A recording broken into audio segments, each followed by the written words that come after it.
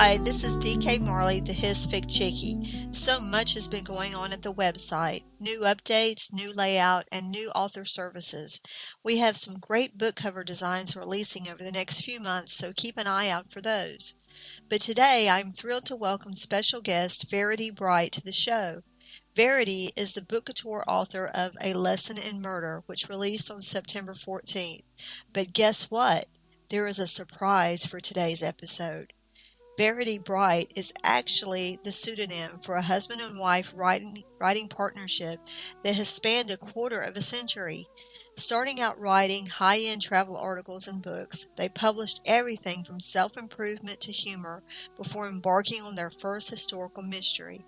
They are the authors of the fabulous Lady Eleanor Swift mystery series set in the 1920s. So, we would love to get started, and we are thrilled to have you on the show today. To start off with, can you tell us a little bit about any literary pilgrimages you have gone on? Literary pilgrimages. It's not something we've actually ever done. It doesn't really appeal to us that much. I mean, okay. I think the closest we've probably come is... because we love travel, especially historical travel, we have retraced some of Phileas Fogg's Around the World in 80 Days, which was great fun. But that's probably the closest we've actually ever come to a literary pilgrimage. Okay. On that note, then how about, can you tell us what the best writing tip you can think of? Something that helps both you and your wife, and something that can help other writers. I think the best writing tip, and my wife would agree on this one. I think the best writing tip is simply don't leave it till you feel like it. If you're stuck, simply just write something. Write anything. Even if it is, just rubbish. Just put something down and keep going. And at the end of the day, you'll definitely have achieved more than if you don't. That's probably the best writing tip I've ever had. I think that's great advice, and that's very, very true. If you can get something down, sometimes you get stuck in your mind and you have to try to figure out a way of getting out of that. So I think that's great advice. Another thing, that there's common traps for aspiring writers. So what do you think is some advice for young writers starting out about the common traps? Common traps for aspiring writers. I think perhaps the biggest trap is trying to go too fast. Writing anything takes a lot of time to master. Yeah. And I think you can look at, overnight successes, as they're called, that are obviously basically the only thing you ever see promoted, because that's what catches the attention. Of course. But most writers have spent a long, long time learning how to write in their particular style, or how to write in a way that their readers are going to really connect with. And I think the biggest trap is to try and go too fast. Learn your art first. Learn how to write what you want to write first. And don't worry too much. Sorry about my dog there. And don't worry too much about anything else. Everything else will follow. If you can learn how to master your craft, as if you want to call it craft, then I think that's probably the best trap to avoid. And probably the second trap to avoid is trying to be too good, if you know what I mean. Yes. In that... you can get, say, 10% better each book, but trying to get 100% better with each book is... I used to try that. We used to try doing that, and it doesn't work. No. So just try and get a little bit better each book, and you'll be fine. Yeah, I absolutely agree with that. and I've been there too.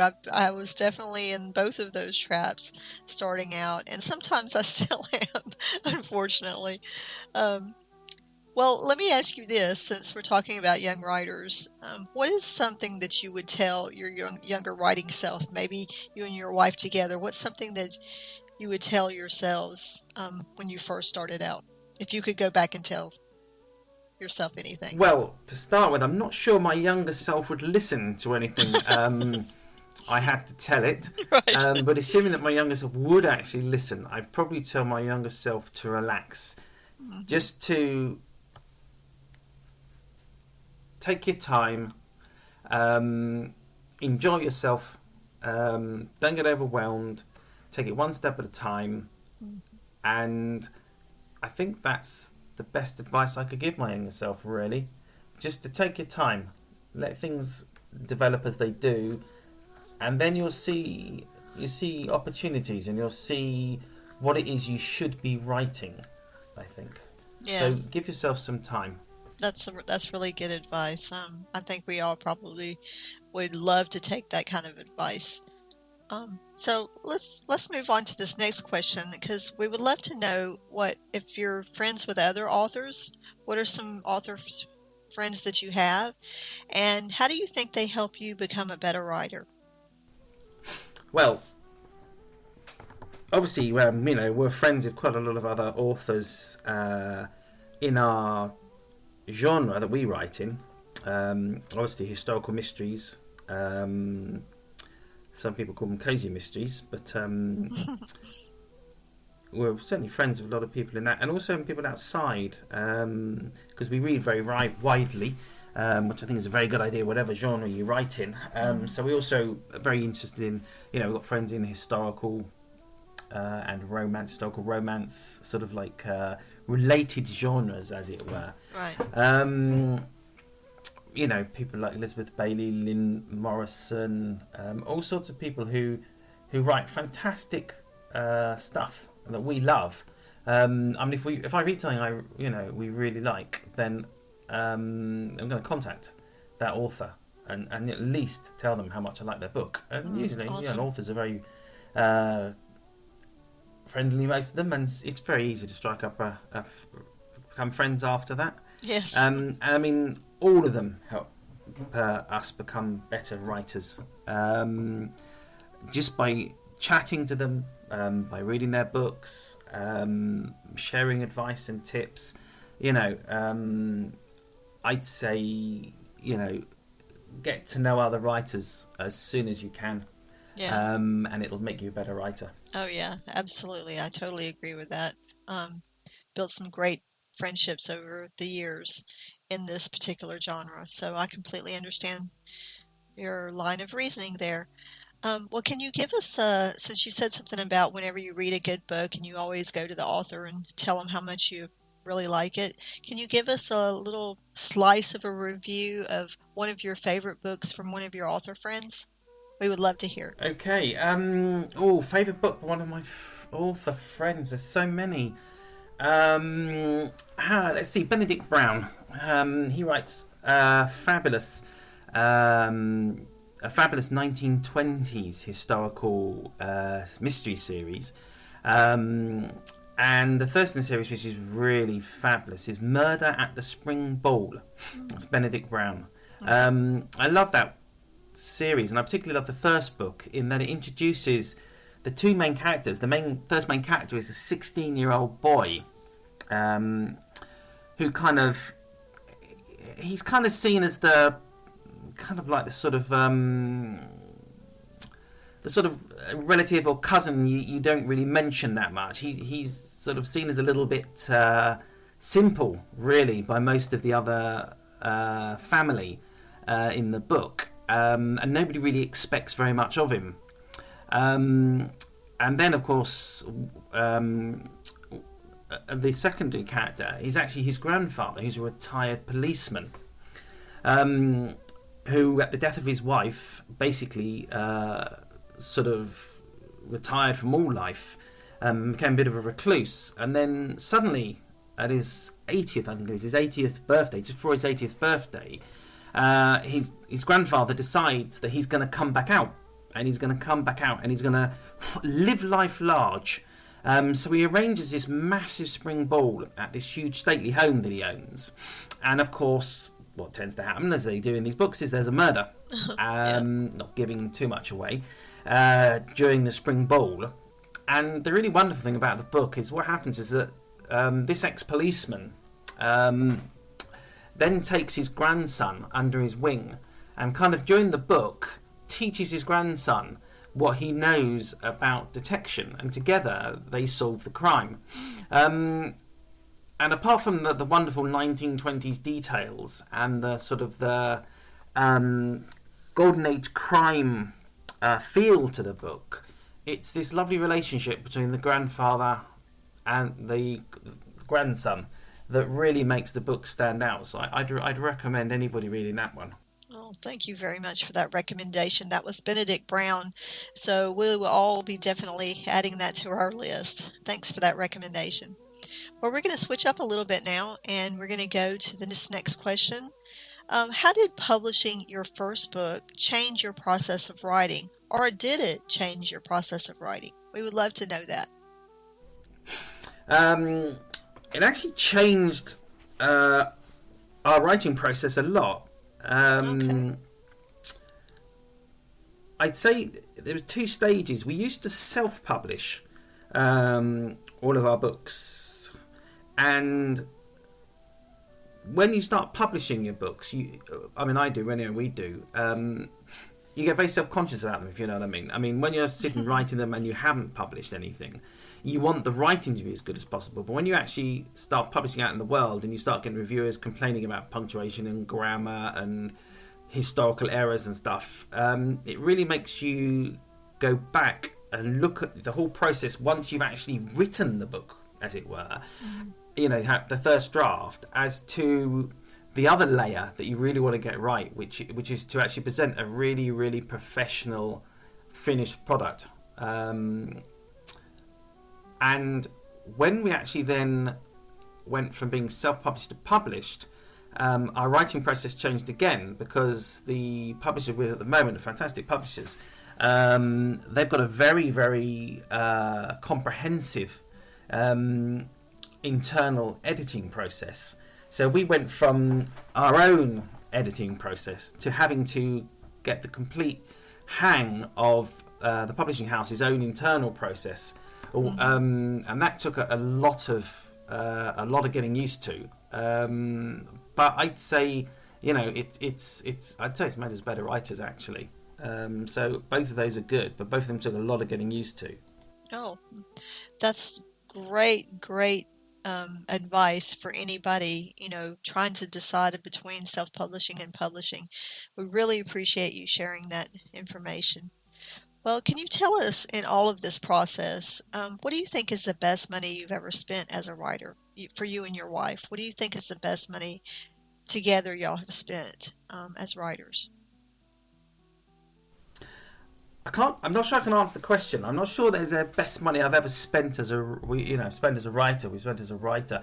I think every time we buy a new book to read is the best money we've ever spent. Oh. Because I don't think there's many or any books I can think of that haven't taught us something that in some way or another has come into the books we write. So I'd actually say there is no actual best money we've ever spent. Just every time we buy a new book, that's the best money we've ever spent. I think that is the most amazing answer I've heard on one of these interviews, and I am sure that is wow, it left me quite speechless. That was a beautiful answer, because you know how authors, all of us know how much work is put into our books, and for you to think that money spent on any book that has taught you something, that each book has taught you something, that was just amazing. Thank you so much for that. That was very heartfelt, and I really appreciate that. Well, can you tell us now, maybe something from you or your wife, or maybe both? What's an early experience that you had where you learned that language had power?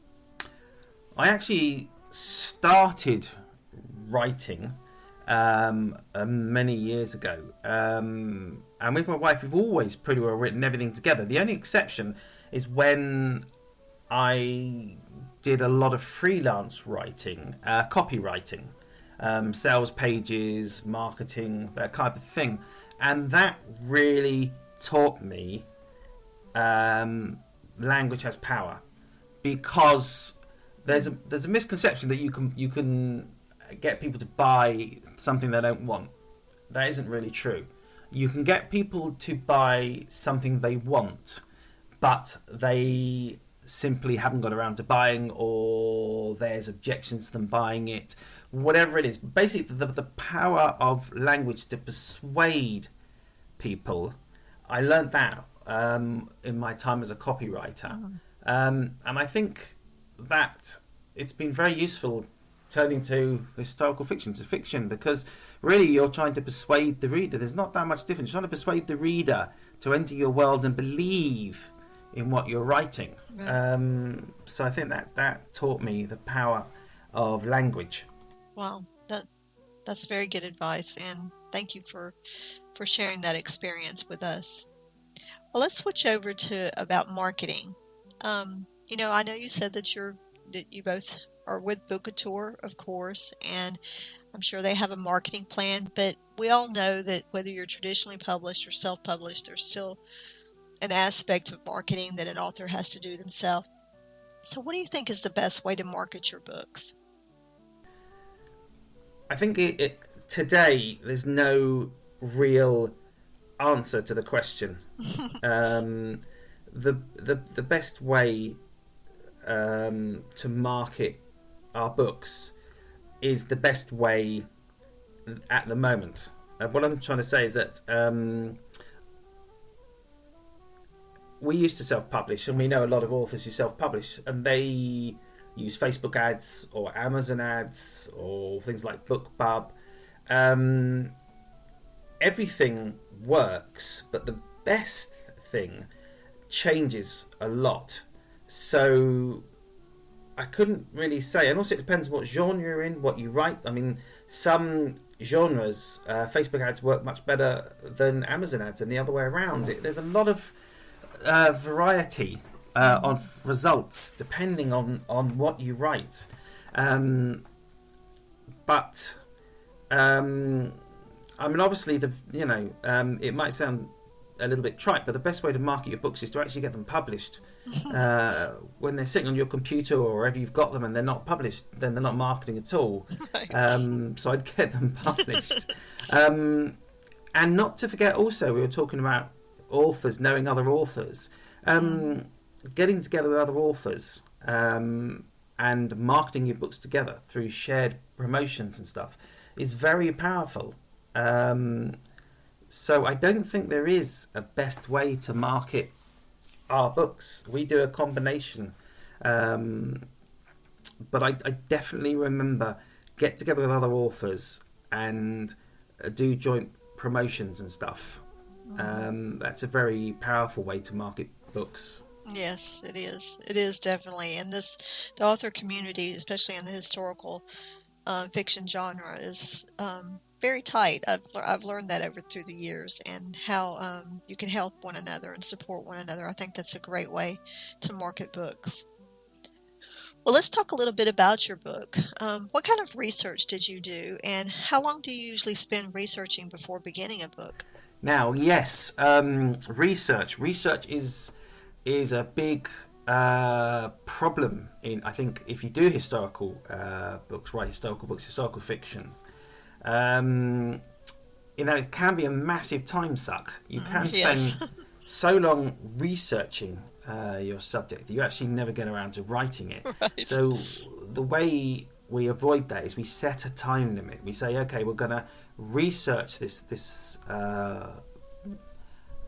book, the subject for this book, for a set time before we start writing, and then we're going to just start writing. And obviously the research process continues as we write. It continues all the way up basically till the book's published. We're always checking our research in the books, and we usually write historical notes afterwards to explain stuff in the book as well. But I think you've really got to put a limit on how much research you do. And if we're researching a series, then that's a lot more. If we're researching a series, we can spend up to 3 months or longer, 6 months, before we're happy with the research. Right. But once we've done that and we've started the series, then normally we'd spend maybe like 4 weeks or so researching before we start the book. But then as we write the book, we'll continue researching up to the last moment. Right. Yeah, so important. Research is so important in historical fiction. I absolutely agree with you on this. Well, let me ask you this. Have you ever read anything that has made you think differently about fiction? Maybe particularly historical fiction or historical mystery, what you write? Anything particular that stands out to you? I don't quite know how to answer this question. Have I read anything that makes me think differently about fiction, or us think differently about fiction?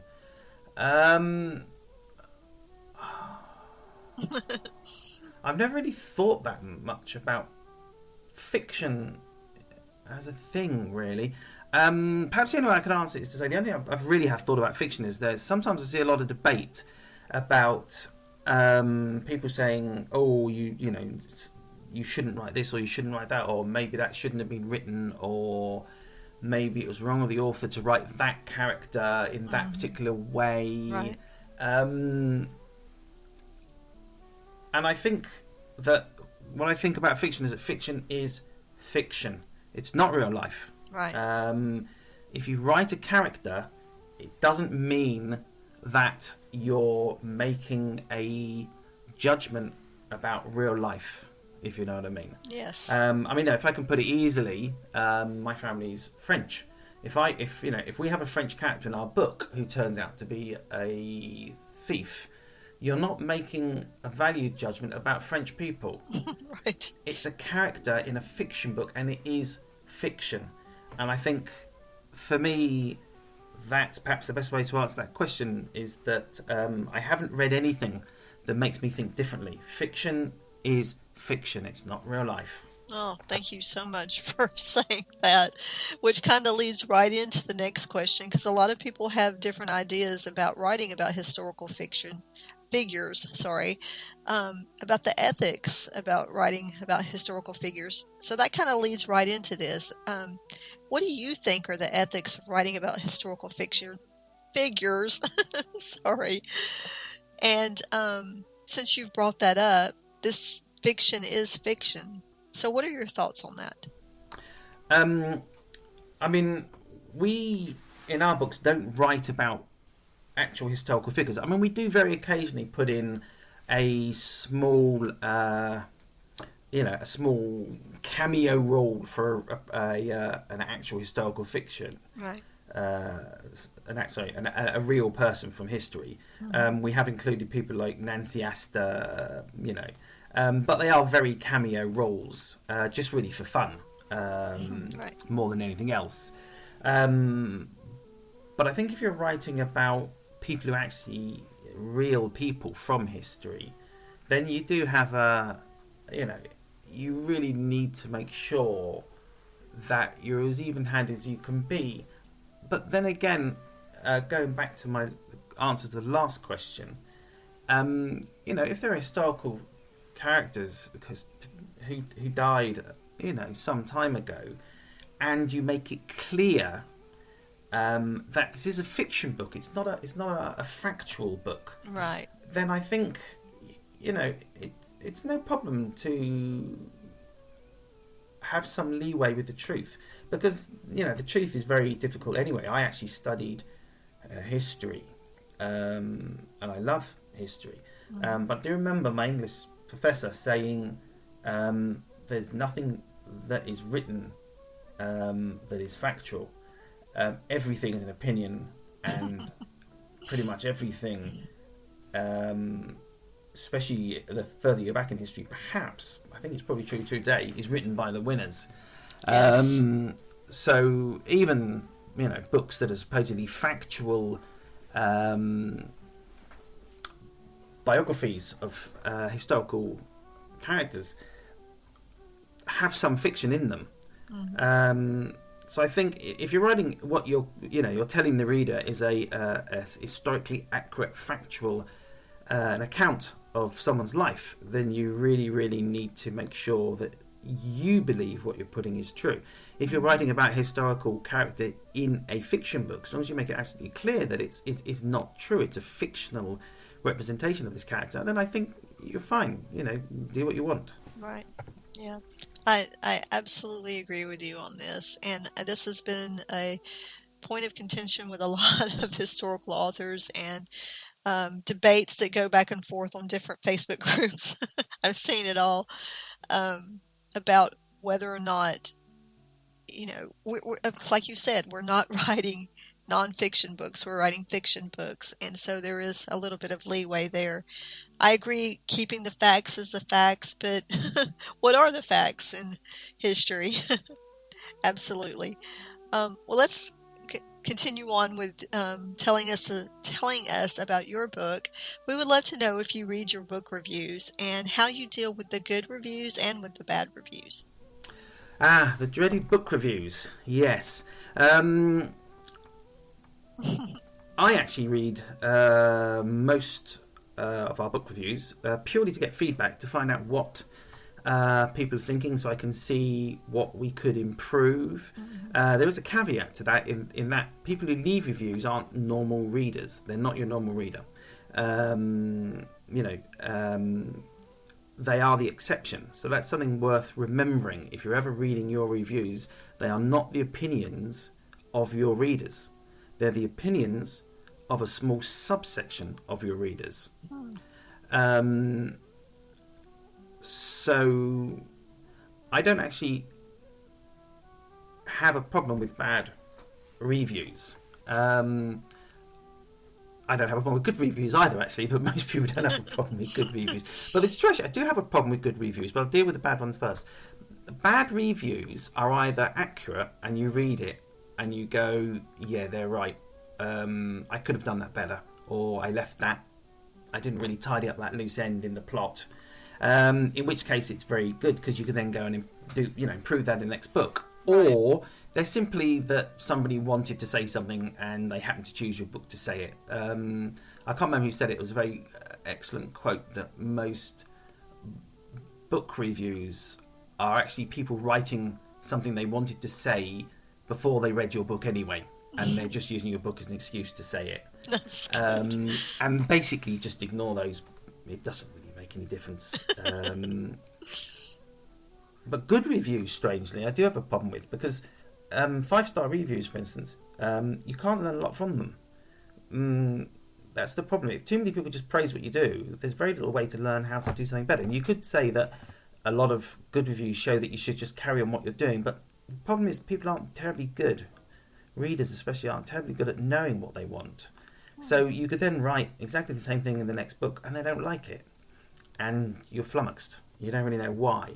So good reviews actually are almost as problematic as bad ones, really. That's quite interesting.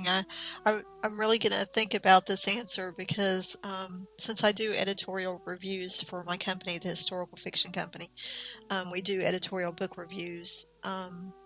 That's quite a very interesting take on that. I think I'm going to think about that for quite some time, and I really appreciate you saying that. So thank you for that. So let me ask you this. What do you think is the most difficult part of your artistic process? Or perhaps you and your wife? Luckily, I don't really have to deal myself with the most difficult part of the artistic process, because my wife, actually, she's the one who writes the books. She is really Verity bright in terms of the actual creative process. I do the editing, the research, lots of stuff like that all around the actual artistic process, but it's my wife who actually produces the magic, as it were. In terms of what I do, what I find most difficult is actually then editing what she's written, because we write historical fiction and historical mystery fiction, and everything has, all genres have certain tropes and certain Nuances. things that you just can and can't do.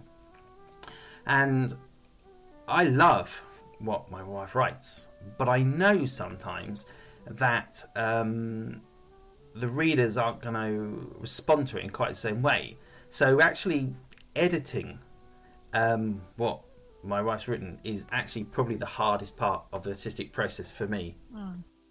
I mean, you know what? I think it's amazing that you have each other like that. That you're a team in this way. I think that's pretty awesome. um, but we'd love to know now, because we're to that part in the interview. We're going to open the floor up to you, and we would love for you to tell us about your novel, the one that just came out, A Lesson in Murder, and anything else about maybe upcoming books. So the floor is yours. Okay. Our series, we write under the pen name of Verity Bright, is the Lady Eleanor Swift mystery series. They're a historical mystery series set in the 1920s. And why do we write that? Several reasons, really. We wanted to write murder mysteries. We love murder mysteries. We love the golden age of crime. Agatha Christie, Dorothy Sayers, Peter Wimsey. Obviously, he's the character in Dorothy Sayers. Sorry, I got slightly confused there. But we love that era of writing. So we wanted to write that type of genre. Why the 1920s, though? To be honest, that was more a commercial reason. I mean, we love the 1920s as an era. Very interested in the fashion and the architecture, particularly of the time. But when we looked at writing historical mysteries, I mean, there's such a wide area you could cover that we wanted to hone it down to one time only. Obviously, one particular time period for the series. And 1920s, when we started writing, that sort of period was very popular. And as I said, we had an interest in a lot of facets of that time anyway. So we thought, well, okay, why not? We'll set it in the 1920s. And if you set it in the 1920s, you've really only got two ways you can go. You can either go with setting it in sort of working class environment or an upper class environment. And upper class environment was more popular. The kind of sort of Downton Abbey effect, as it were. So that kind of was the reason why our main character, Lady Eleanor Swift, is obviously a titled woman living in a country mansion. The other reason we actually wrote the series the way it is, in truth, is that we live in the 1920s. But what I mean is, where we actually live hasn't really changed that much since the 1920s. We actually live on an estate that's been owned by the same family for 600 years, where they still go shooting every weekend, and the local village, most of the buildings are from the 1920s at least. So in some ways, really, all we need to do is step out our front door and we're in the period we're writing about. So that was kind of another reason why we wrote it. That's amazing. I'm so jealous. Even though I have a lot of history here where I live too, but I have my heart is in your area. So I'm pretty jealous about that. Well, let's go on to this next question. We would love to know what your favorite line or passage is from your own book. Can you share that with us? That's a very difficult one. I think the favourite line we've ever written is, staring up at the imposing facade, Lady Eleanor Swift wondered yet again if her decision to return had been a sound one. It's not that that's a particularly amazing sentence or anything like that at all. It's just that it's the first line of the first book we ever wrote in the series. And it took a long time to actually get that book out there and published. So opening the book and actually reading that line after all that time So I still think that's probably my favourite line we've ever written, but just because it was the first one we ever wrote and published. Wow. I think hardest scene to write, I think my wife would say, was when we wrote the fourth book in the series, Murder in the Snow, is set at Christmas, and there's Lady Ellen Swift, the main character, actually has a Christmas Eve lunch for the villagers in her country mansion, which is a tradition of her late uncle's that she carries on. And then on actually Christmas Day itself, she goes to lunch with her friends, the Lord and Lady Langham, who have this, compared to hers, enormous country mansion where they entertain for Christmas lunch. And strangely, that was the hardest scene to write. Because I think it was the first time we tried to do a scene with a lot of opulence in it, 1920s glamour and opulence. But also because when we were writing it, it was about 35 degrees. And we had no air conditioning, and we were sweltering at the time. And trying to write a Christmas scene with all this very elaborate food, massive banquets and stuff, Christmas banquets that they had then, it was really difficult. And I think, as we still remember that as being the hardest thing we've actually written, to try and get the Christmas atmosphere of a country English village at that time of year, and the sort of the banquets, etc. We were sitting there basically eating cold soup because it was just too hot to eat anything else. That proved really tricky. Well, now we're all going to want to go out and read that scene just so we can understand where you're coming from. We all have scenes like that, don't we? Well, we're to the last question, and we have really enjoyed having you on the show today. This last question always is one of my favorites because it really tells something about an author, a person. Can you please tell us what your favorite quote is and why that tells us something about you and your wife, or maybe just you? So we would love to know that. In our Lady Swift series, Lady Swift's butler, Clifford, often quotes people like Oscar Wilde and Mark Twain and the sort of more ancient philosophers as well, Voltaire and Aristotle.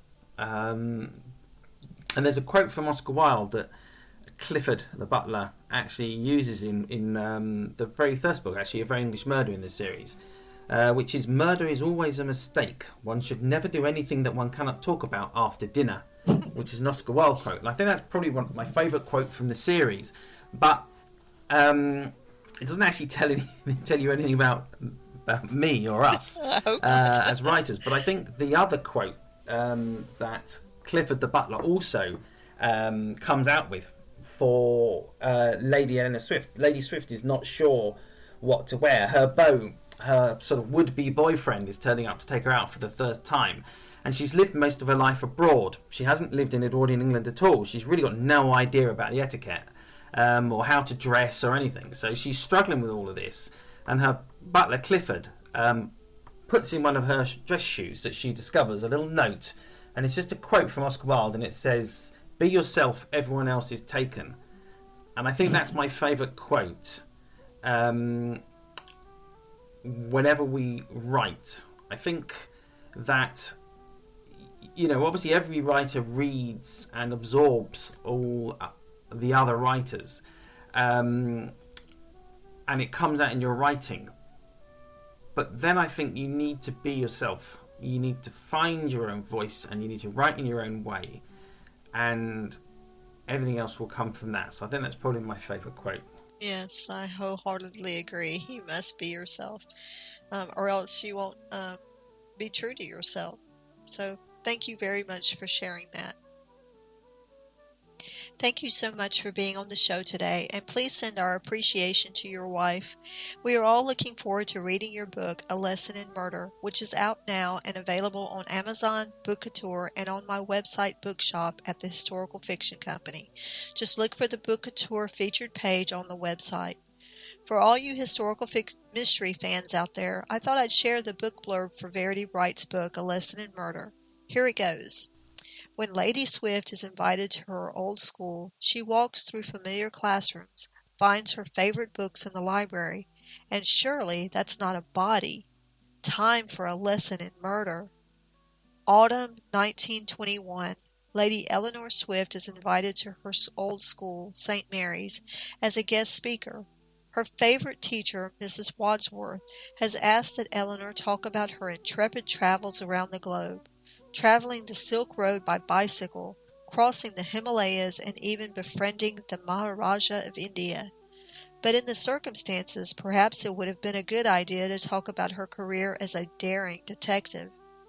Because no sooner has Eleanor brushed up on her times table than she is greeted by terrible news. Mrs. Wadsworth has been murdered. Eleanor is utterly devastated, but she owes it to her dearest teacher to find out who killed her and why. So, alongside Gladstone the bulldog, it's best paw forward to track down a villain. But when the art teacher is also found dead, Eleanor is sure someone is trying to do away with the people who taught her everything. As Eleanor delves into possible motives, she discovers a clue in the most unlikely place, her mother's old school diary. Does the route to the murderer lie within a secret passageway her mother uncovered? Can Eleanor nail the culprit in time, or is the killer coming for her next? A totally gripping and glamorous 1920s cozy. Fans of Agatha Christie, T.E. Kinsey, and Rhys Bowen are in for a treat. So go out and get this one today. Thank you to all my listeners today. This is D.K. Marley, the Hisfic Chickie, wishing you a great day and hoping you find your next great adventure in our bookshop.